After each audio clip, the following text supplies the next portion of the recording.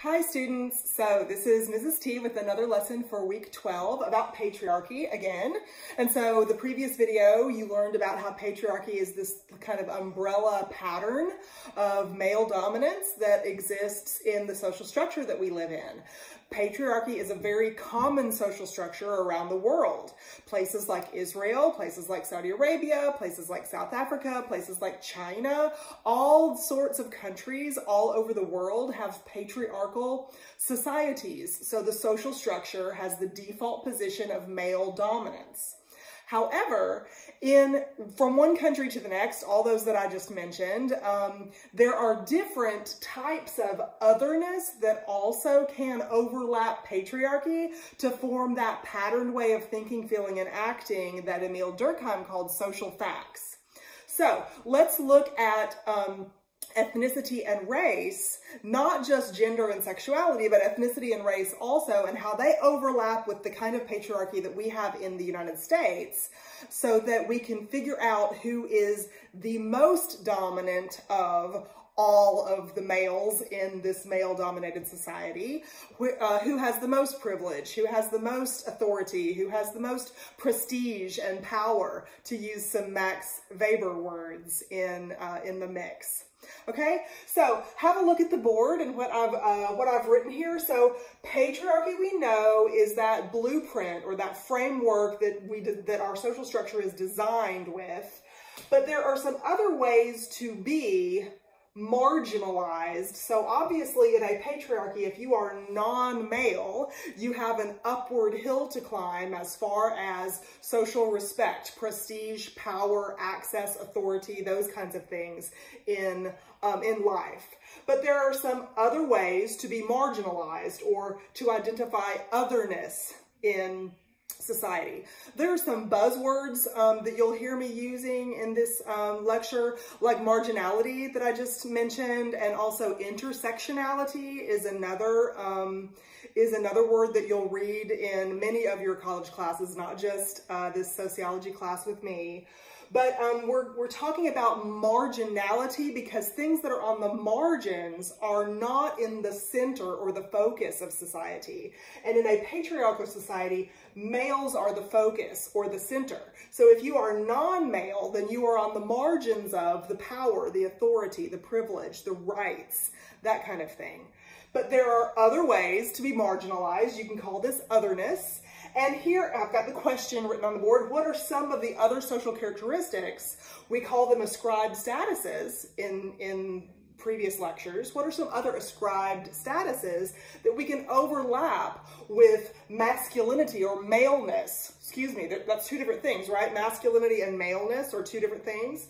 What are some other things that you can overlap on top of maleness to find out who exactly the most privileged, the most authoritarian, the most advantaged, the most benefited males are in the social structure that we live in? So, if you are a Caucasian male, then you have more privilege than males who might be other races. Caucasian, in our case, comes from the dominating force in this culture, which is Western society or European culture, which was imported here and established the social structure that we live under today.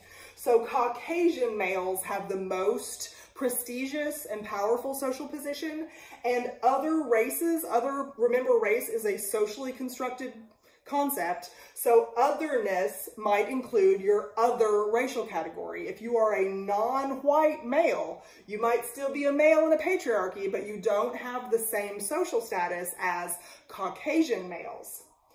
In our society, we are a Christian nation. Now, we're going to talk about religion as a social institution in one of the coming lectures, probably 2 or 3 weeks from now, maybe right after Thanksgiving, sometime like that. Religion is a social institution, whether you yourself on the micro scale are religious or not. Religion is a social institution that establishes all kinds of frameworks for right and wrong, morality, legal systems, and that kind of thing within a society. We have a Christian society because the Europeans who established the norms and social structure here brought with them their Protestant Christianity. So white Anglo-Saxon Protestant, or WASP, that you might see spelled out in all capital letters from time to time in some of the things that you're reading in your college classes. WASP, white Anglo-Saxon Protestant.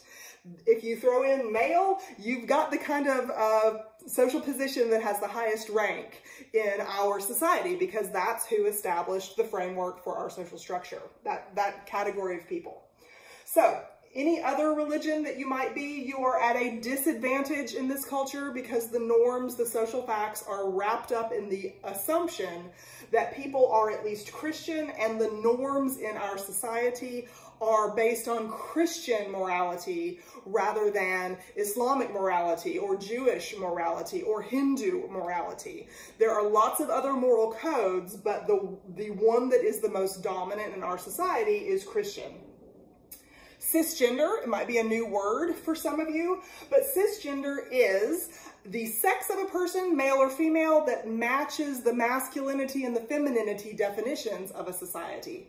So if you are a male who is a manly man, you don't have to be the toughest guy winning Mr. Universe, competitions or anything, but if you are a male who fits the masculinity definition, then you are cisgendered. If you are female who fits the femininity definition, then you are cisgendered. So that's what this word means. So if you are a male who is cisgendered, Christian, and Caucasian, your status is higher than if you are a male who's not white, not Christian, and has a different gender identity than cisgendered individuals. Also, let's throw in sexuality on top of this. Heteronormativity is another buzzword that you'll be reading about in a lot of college classes if you haven't already come across the concept. But the heteronormativity, you might see the word norm in there. There is the assumption that people in a Christian society are going to be heterosexual.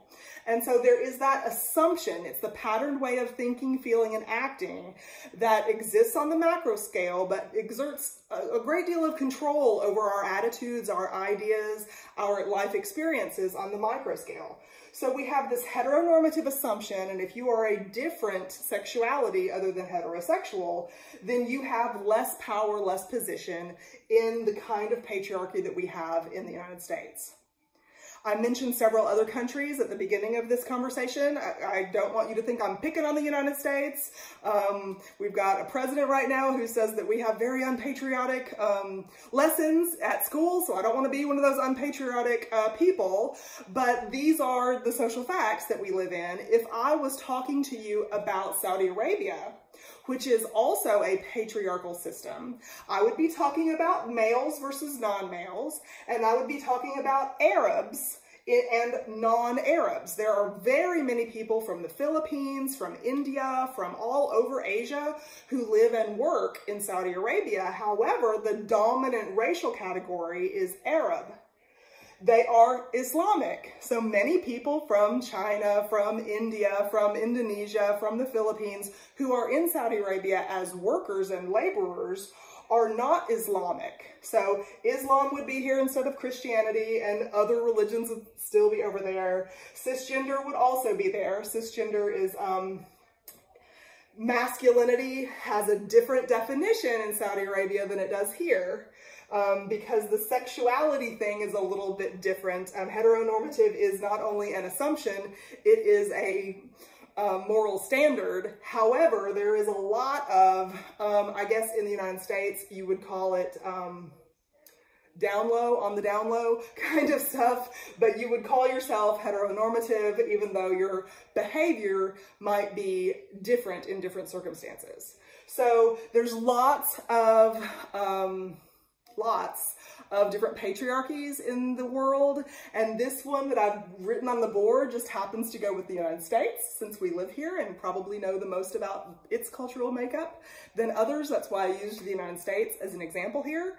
So this is your discussion of patriarchy and otherness. Or you can throw in the word marginality, or throw in the word intersectionality, because the intersection of all of these different things, or I guess this is an intersection, the intersection of all of these different things overlapping each other can create a category of people, many to which many of us belong, and we are the other in society as compared to the dominant group. And so there's the dominant versus subordinate group conversation that we had last week. Okay, so please text me with questions. I look forward to your reaction papers about this topic, and I'll see you again soon.